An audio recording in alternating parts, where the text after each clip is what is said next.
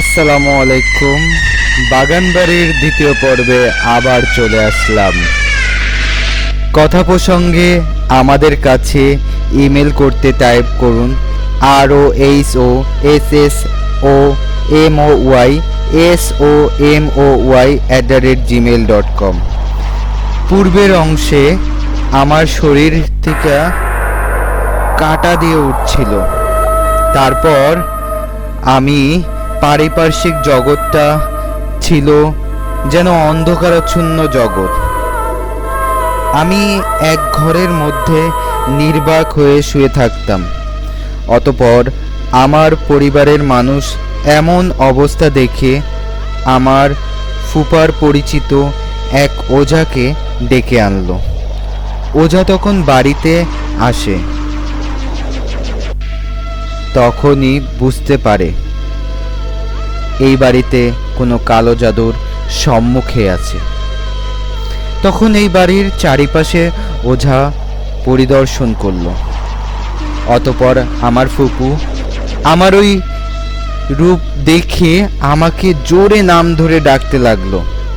আমি বুঝতে পারছিলাম আমার কষ্ট দেখে আমার ফুপু কান্না করছিল, কিন্তু আমি তো তখন অন্য রুহের অধীনে ছিলাম। পর্যায়ক্রমে ওঝা আমার উপর দোয়া দুরুদ পড়তে লাগলো। আমি তখন আমাদের খাটের এক কোনায় লুকাতে লাগলাম।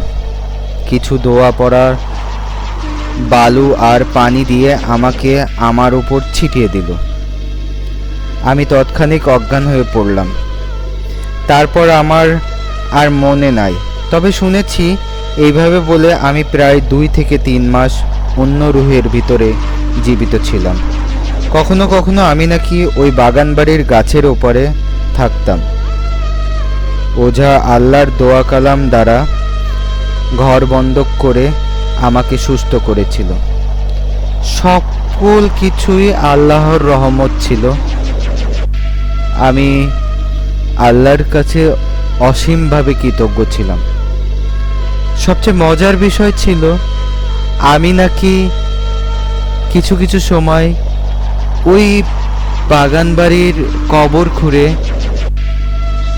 ঘিলু এগুলা খেতাম। এটা আমি আমার ফুপুর কাছ থেকে শুনছিলাম। আবার অনেক সময় কোনো মরা গরুর রক্তগুলা চিবিয়ে চিবিয়ে খেতাম। এটা তাও অনেক রাত্রে আমাকে বলেছিল আমার ফুপু। তো আমার আসলে জানি না এইগুলার কথাগুলা মনে থাকবে কি না দেও, তাই আমি ভাবছিলাম রহস্যময় সময়ের যে চ্যানেলটা আছে এই চ্যানেলে আমি আমার অভিজ্ঞতাগুলা একটু শেয়ার করি। তারপর ওঝার মতে আমাকে বলা হলো যে আল্লাহর কালাম সর্বত্রে পড়বা, 5 ওয়াক্ত নামাজ পড়বা, অ্যান্ড দেখবা সব ঠিক হয়ে যাবে। তো আল্লাহর অশেষ মেহেরবানিতে আমি পুনরায় আবার নতুন একটা জীবন পেলাম। সকল কিছুই আমার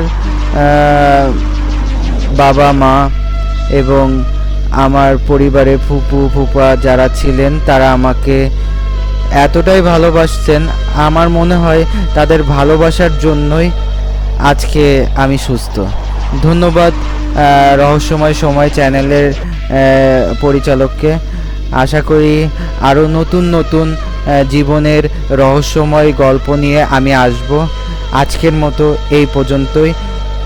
শুভ রজনী, বৃহস্পতিবার রজনী। আসসালামু আলাইকুম।